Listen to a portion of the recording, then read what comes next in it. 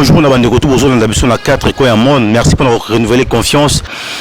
Alors, Bobi qui est biso intérêt général, il y a d'abord du Bosso et puis le reste c'est Ranasima. Alors, toujours dans le cadre de l'intérêt général, tu sais qu'il y a maman qui est patriote, monsieur Marcel Bakan, Ranisi Boebi est très très bien, moto EP à Lobelaka Mingi pour l'intérêt général, il y a Moka. Mais Lelo, faut dire qu'il est Lobela plus social parce qu'après Covid-19, on a vu sur le plan social, tout le monde a commenté ce que c'est deux merdeux de gauche à droite pour qu'il ne va pas s'en sortir, mais c'est pas du tout facile. Les Tchouni, tant que patriote, ça là par rapport à social, tu dois échanger, Naï, monsieur Marcel.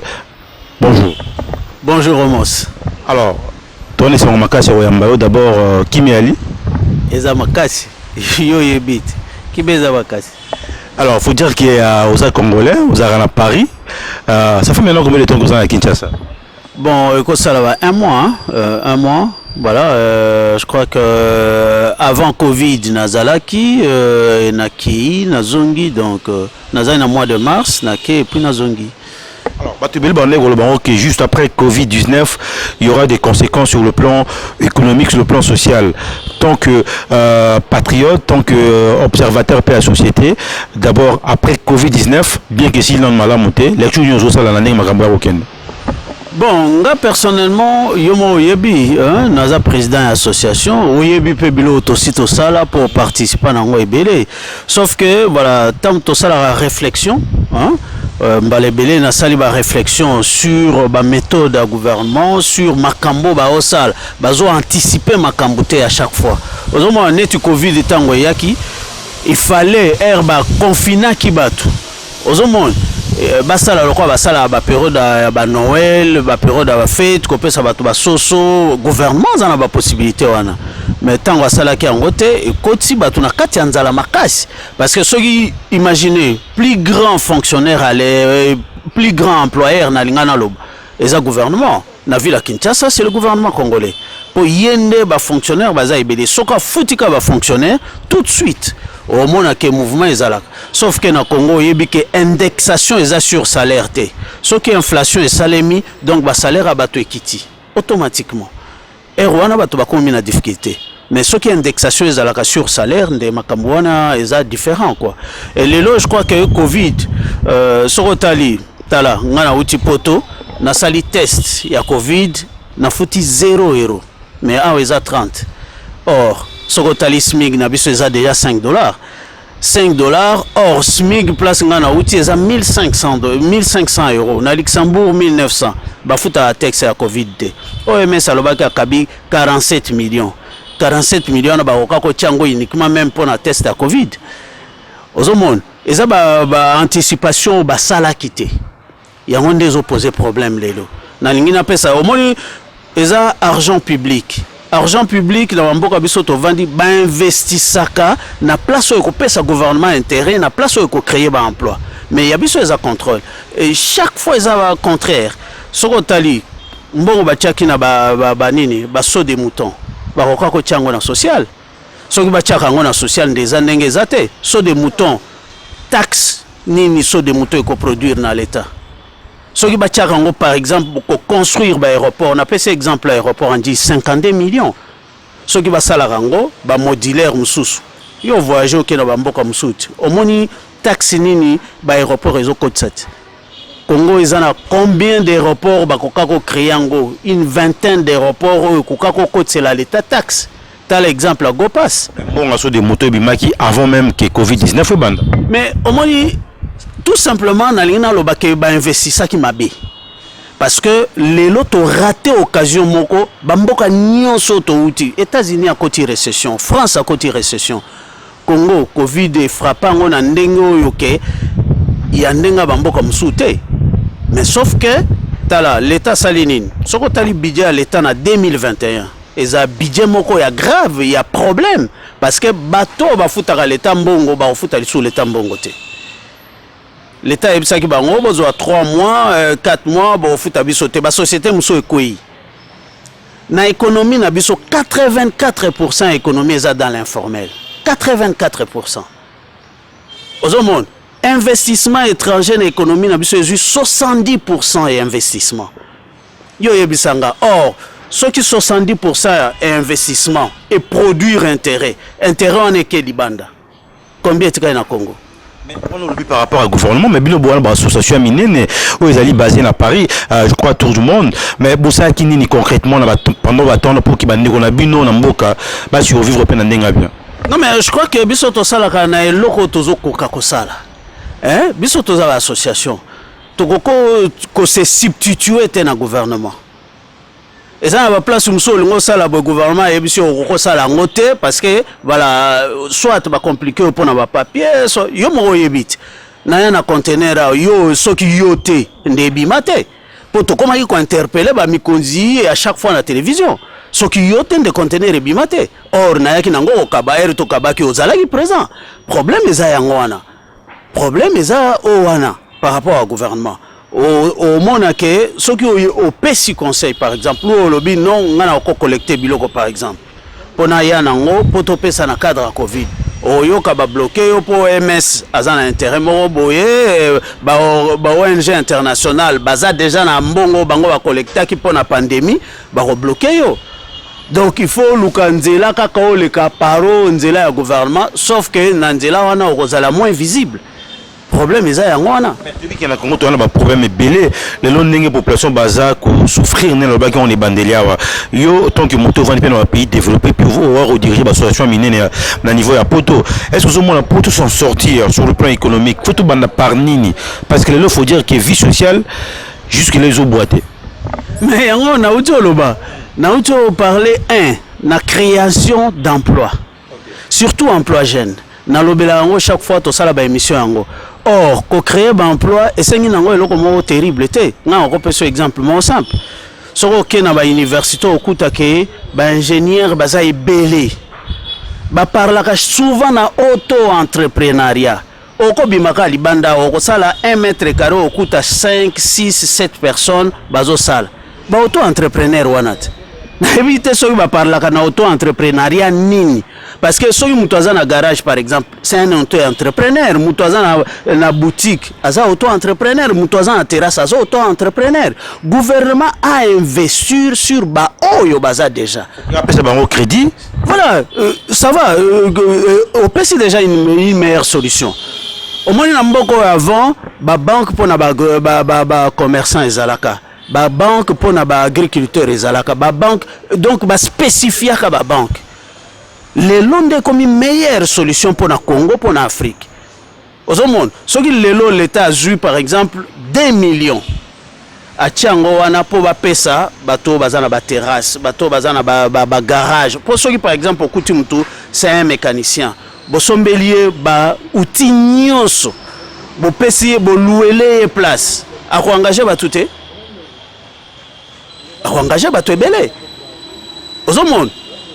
Or, ce que Europe a longaka nzala pour la industrialisation. Pour la usine et absorber kabato ebele. Mais lelo, toko que na solution à auto-entrepreneuriat parce que 84% y a économie congolaise et ça dans l'informel. Or, ceux qui vont investir par exemple 5 millions de dollars pour récupérer 50% économie informelle et zone informelle, c'est possible. C'est faisable. Mais si par rapport à l'agriculture, l'agriculture, est-ce que c'est important plutôt de valoriser? Parce qu'apparemment, le pays, la Chine, c'est la grande puissance, et ça fait grâce à l'agriculture, pisciculture, élevage et tout et tout. Mais apparemment, Bissou en Amboka, tout négligé, aspect on est pourtant la bloc belé dans la province, ils ont M. Marcel. Tout négligé. Au moins le problème, au moins yomo ebinga des fois n'a pas ça va coup de gueule pour na bongo. Mutao comme ministre parce que Azaki n'a parti morobo sans expérience à Salananu musala wanate. Or pour être ministre à l'étranger, il faut avoir un projet pour un ministère wana. Il faut avoir un projet. Il faut l'avoir. Aux monde. So il est là toké pas ministre de l'agriculture, tamuso romona na cartographie à Congo. Ba Belge ba sala par exemple Équateur, eza uniquement pour l'agriculture, partie à province orientale, na sud Kivu, beaucoup na bazakolo na pomme de terre, ezalaka depuis kala. Mais pourquoi ne pas revoir cette cartographie pour ba activango? Ozomol, eza question on a na zone c'est le gouvernement. Pourquoi ne pas revoir?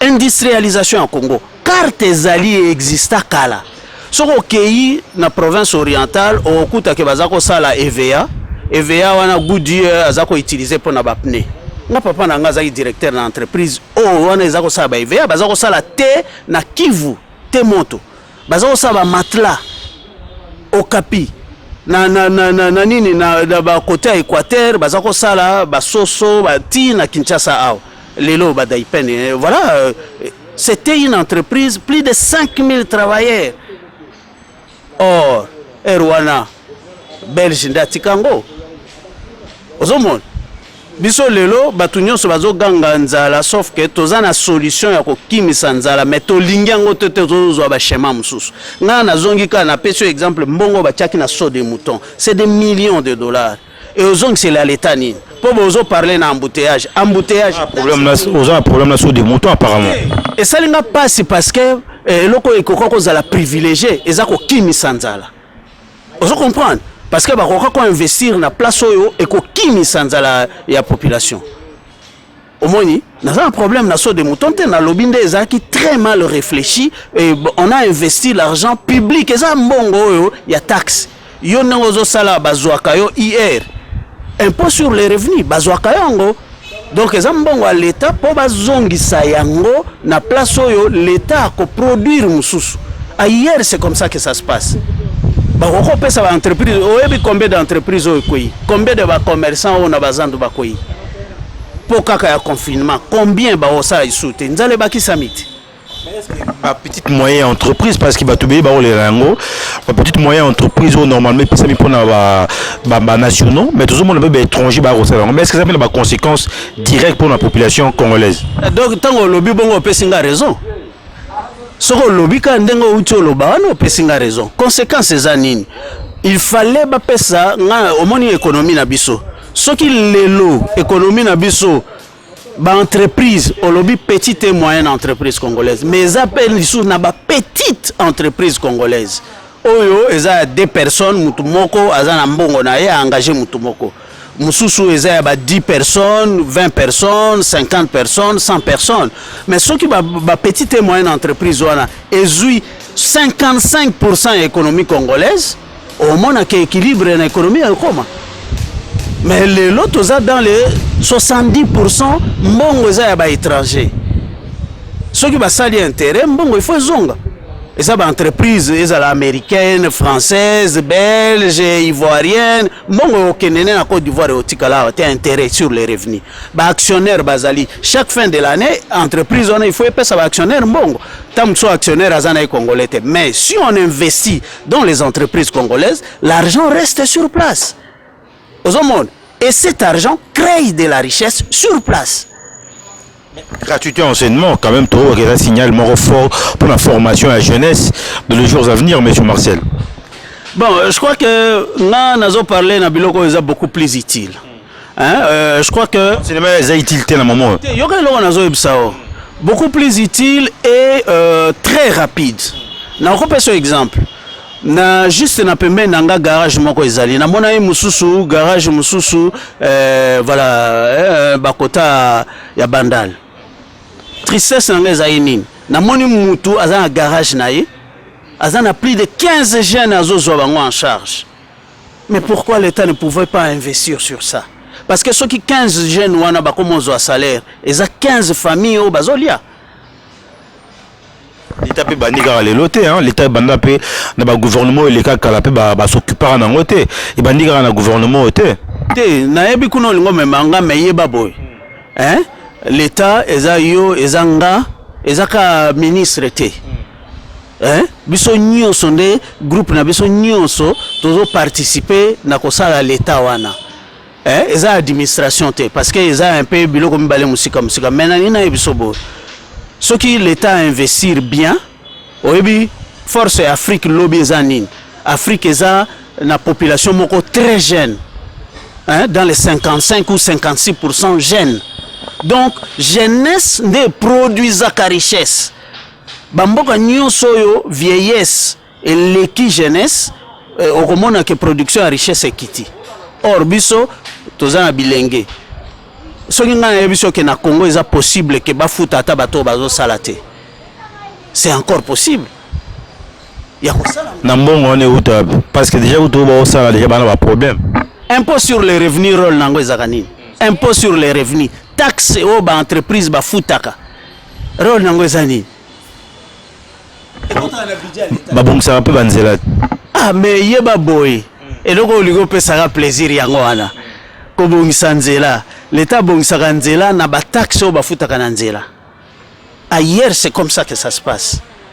Babongisaka nzela na ba taxe oyo ba futaka na nzela.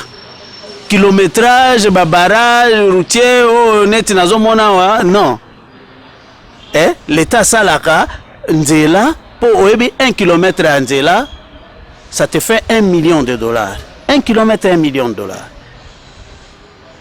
Ozomona pour bongisa nzela, il faut oyeba ke nzela wana ekokotisa taxe na l'état. Pour rôle à l'état wana azui mbongo, azui ngambongo, azui okuna mbongo, mais soki yake ko tiango na place oyo zo produire te. Asali le côté. Ozomon. Réalité yango soki lelo par exemple kana ville à Kinshasa pour lobina lobela makambo aso de moutonté, c'était très mal investi, c'était très mal pensé et au koso bango mais réalité yango na peso exemple soki ba bongisa par exemple bande ba chemin de fer na ville à Kinshasa parce qu'ils ont existé ezali basali yango monsieur comment bandako na kingabo kuni kuma bandako bato mo vendre nazo kene no malem est-ce que oyebaka une heure avion na tarmac et futaka combien na RVA une heure avion yo voyage mona ba aéroport mususu 200 avions eza na tarmac kenoko tuna directeur o sala émission aux journalistes na mona o sala enquête belé kenoko tuna directeur ya RVA une heure avion ba futa combien kenoko tuna pe ba accostage ya ba bateau ba futa combien mais c'est là où l'État devait investir pour que produire et produire taxes et produire pe richesse donc bato bakozwa ba misala bato bazui misala ba comme futa l'État tant ba futi l'État budget à l'État bakisami problème à l'État au moins problème na biso eza ba parti politique na lo bango chaque jour ba parti politique esen problème à parti politique eza nini opposition sokotali lelo otala ke idéologiquement bango nyonso baza ba socio-démocrate IDPS égale à PPRD, PPRD égale à INC, INC égale à FDC. Ba parti nyonso, hormis MLC des parti fédéral. Naba omsusu, je crois parti à Bologna, baza ba écologiste. Baza ba opposant à quoi? Or, idéologie nde eza base. Il y a programme ya mutu. Idéologie. Apparemment, tu as une idéologie, mais tu as appliqué ton problème d'applicabilité sur terrain, M. Marcel. Il y a un se faire opposant dans la contradiction. Parce que ce qui est une idéologie social-démocrate, ça veut dire que base na bonheur ya mutu liboso, bien-être ya mutu liboso. Or, base socio-démocrate, ce que vivre dans Nzala, moi je me pose des questions. Ils sont socio-démocrates en quoi? Est-ce que Congo, Mbokanabiso, est-ce trop compté dans les organismes internationaux autour de monde bazo rotika biso ba mbongo ba 65 millions 70 millions et ba OCP nango to ka FMI ba lobi rotika biso autant est-ce que trop développer Congo na biso tout ce ko bonga par rapport au mbongo ba rotika la biso oui ba déjà idée na ngate oui déjà eloko na lobat na pese exemple à Monisco azoka 1 milliard lelo liboso azaki na 1 milliard 500 000 tous les ans. Et ça, un quart à budget congolais. Les lois comme 1 milliard 200 000. Uniquement pour la protection des civils congolais. Et ça raisonnable. On peut battre mon ça bien. Armée congolaise, ça a un budget wanate. Et de deux, ce que le Monisco salaka, investissement à Monisco à Ouezani. Et ça rabattu, mais c'est ça la réalité. Aux hommes. Rôle ya ba institution nyonso ya Nations Unies na ebite soki mutu musuha okoya contredire nga c'est créer le développement là où ils sont installés Mais or, ti lelo Monisco 20 ans, na mona na nous sali plan moko boye pour na ko éviter conflit. Parce que normalement c'est ça le transfert de compétences. Abeta ba concerne est ba fali ba kenda obeta. Da éviter ce qui concerne ko bet ça concerne de ko faire éviter conflit. Pour adoucir mitema bato ba na est. Je crois que ba ko ça la plan il y a voilà, il y a ko faire éviter conflit prochainement pour les Congolais. Problème à ba dirigeant na biso. Je crois que c'est une question de vision moko futuriste. Et le zangi yangwana bato baza dans les futilités bazo wela il faut te destituer président lobby il faut to sala nini. Or hier na pese exemple la France lelo Macron aza président ya France mais azo sala na Bruno Le Maire comme ministre économie asala kina Sarkozy ministre affaires étrangères azala ki ministre période ya François Hollande. Est-ce que vous comprenez bato à droite na ba gauche actuel premier ministre français proche à Sarkozy. Sarkozy a zamuto à droite. Je peux emboîter les pas, tout à exemple. C'est très important tant que c'est très important pour que la tendance, la binote, la idéologie, la binote, il faut que au-delà de dogme, na ba philosophie, au-delà de dogme. Batikala socio-démocrate, mon abatumsu, est-ce qu'on doit réfléchir? Or, ce sont des sociodémocrates. Idéologie des base pour créer un programme nabino herbo comme à pouvoir beaucoup marosal et lango. Tout le monde peut payer belé ba diaspora là ça quelque chose comme le Mali na pays Afrique de l'Ouest ça quelque chose binosco ba diaspora boana poto ba congolais et là bo ça ba marche bobo era concert beta et là on dit ça pour na mbora na bino na retour omos ba 207 nions zanakin diaspora. C'est Koufoupe Nyonso, et comment bon bateau. Ba flat Nyonso majorité ba flat zanakin diaspora. Et comme si ba congolais ba ndumba monte toi et bien. Bon, ce qu'on a zo ebiso Western Union, c'est 23 milliards tous les ans na RDC, 23 milliards que la diaspora envoie en RDC. 23 milliards. Et ce n'est pas rien. Sauf que le gouvernement a orienté mbongo wanate. Ce qui va orienter Mbongwana très bien et aux différents. Là, on repère ça gouvernement. Gouvernement de l'autre de la bande, on a bien le bazar. Mais ce qui est à la bonne côté, Ndenzalo batuba viva kande batuba se révoltaka tout le temps. Parce que diaspora tango asungi ndekonaye a commencé à la eloko moko boye a bosani kutu. Ngana ebisio ke mukoloka na opeso exemple mo simple. Mukolo salaire ya mutu na Congo. Dernier salaire est comme $1000. Batumsu kutu ba occupé politique te. Ba otala kutu ataba politique te.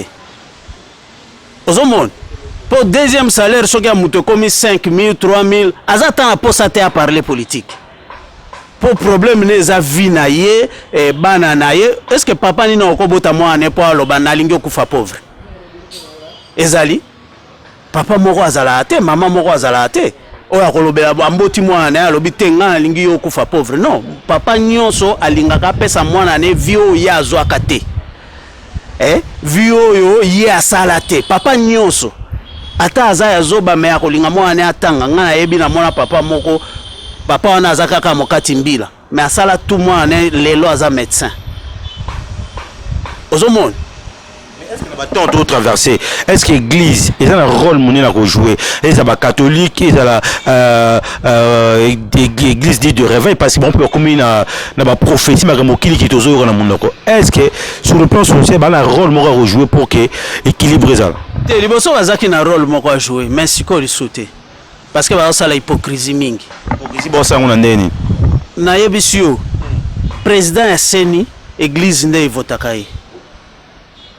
Dans le société civile religieux donc bango ba religieux de bavotaka na parti à société donc parti à société civile mais on a Congo so va parler na société civile comme église ndé bimaka liboso. Or constitution le Congo est laïque, le Congo est laïque donc église il faut zongaka sima.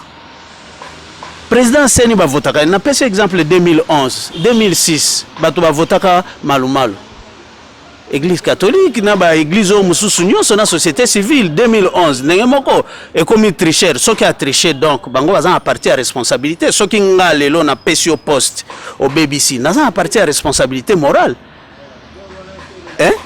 pour critère ezala ke bazo pona muto aza juste aza bien oyo akoko ibate akoko ça ce qui est commis donc bango pe bazo ka partie na bango responsabilité ke ba mema batu na nzela po ba marché po na ba cause moko inutile po ngai na yebisa batu toujours na discuter na mutu moko ya moto ameminga na yebisa est-ce que boye ba ke boteka nzala na bino e pa ba politique tant ba ya kozwa bino bo marché po soki yo ba yeko zo ba lobi ba opeso 10 000 à transport 10 000 à transport bazo pesa yo bazo somba nzala na oti po soko marché bako filmer yo bango bako teka image wana à l'extérieur po batu ba mona ke voilà bango bazana batu ebele bako bousculer le hôtel yo mo teki nzala no contre 10 000 parce que avant que nos marchés il faut y ba cause nango ozo que nos marchés les nini pona nini pe.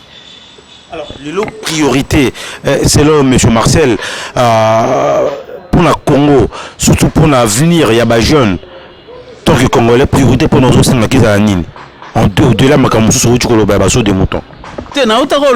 Investissement, investissement et qu'il y a sur spécification à la banque. C'est la première solution à PSI. Et ça, par exemple, la banque pour les étudiants. Étudiants qui nous ont crédit pour attendre, qui nous ont crédit pour ça la projet naie. Non, on peut par exemple, muto a sali Facebook. A sali Facebook azana nos étudiants. Donc il y a beaucoup de potentialités chez les jeunes. Tout le monde a ça. Il suffit seulement de les réveiller. Aux hommes et d'aider. Basa la banque pour na agriculteur ba oko kende ko banque agricole ba agriculteur muto alinga sala bilanga oko kende azwa nyongo kuna banque pour na habitat muto oko zwa nyongo po atonga oko tia ba locataire lobby bandi ko futango même na emprunt taux zéro au l'état oko tia mbongo eza na ba o ndenge nazomona te ba TGA plus élevé pourtant TGA no eza 18%.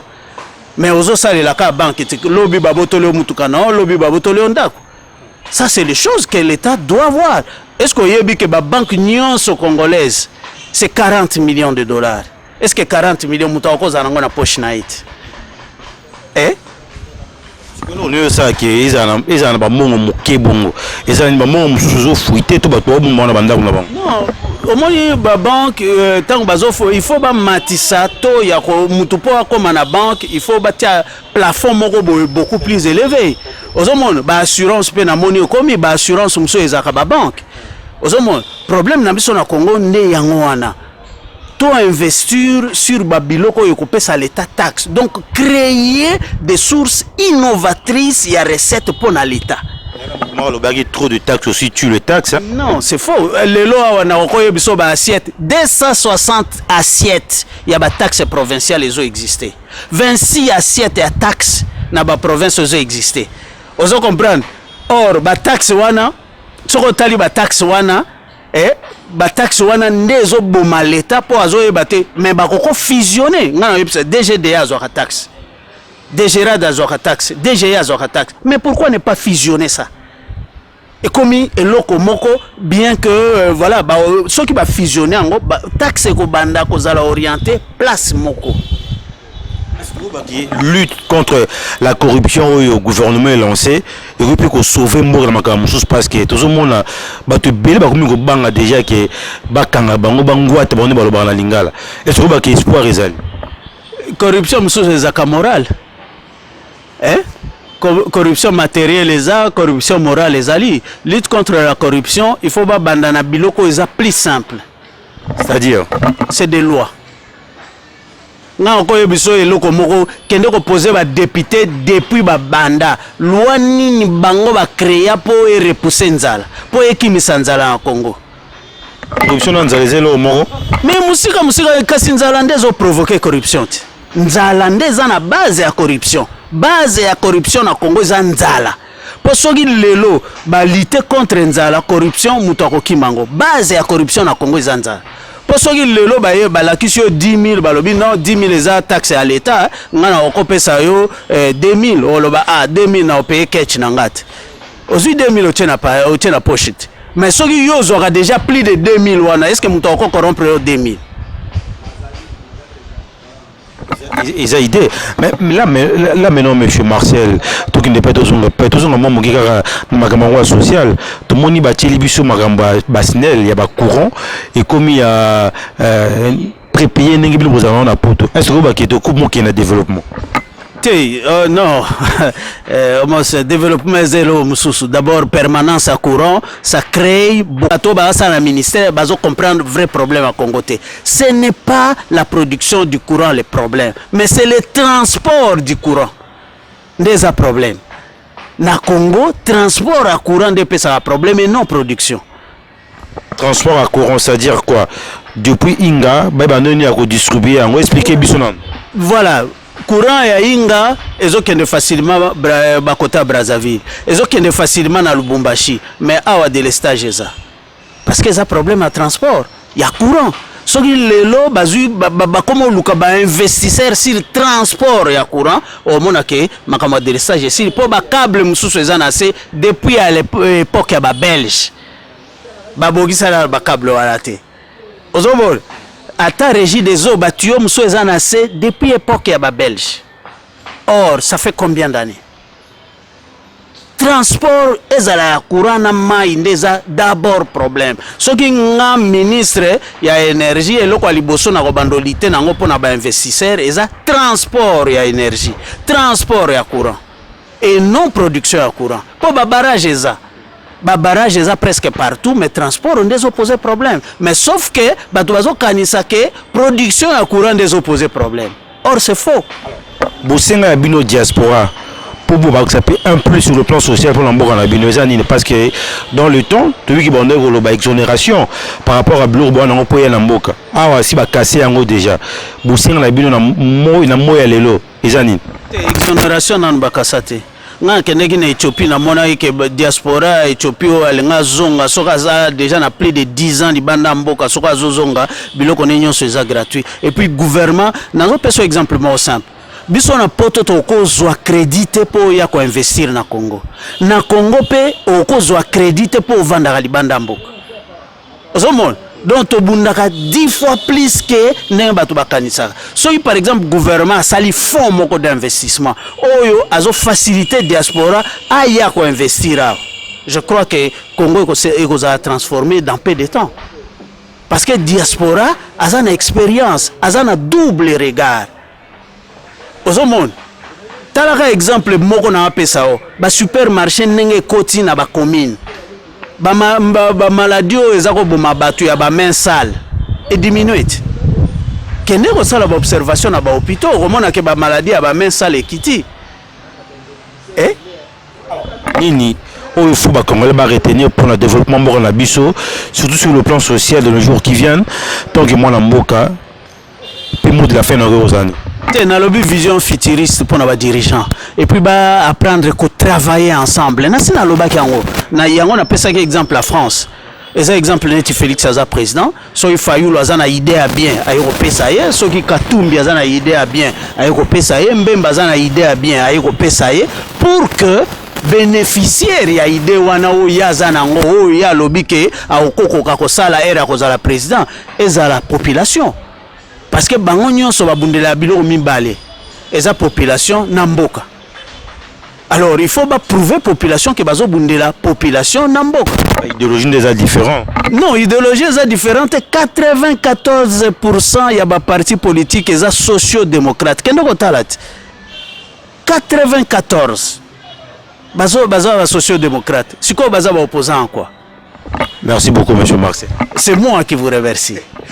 Merci beaucoup Baïmboka. Je pense que tu as commis la souka émission de monsieur Marcel.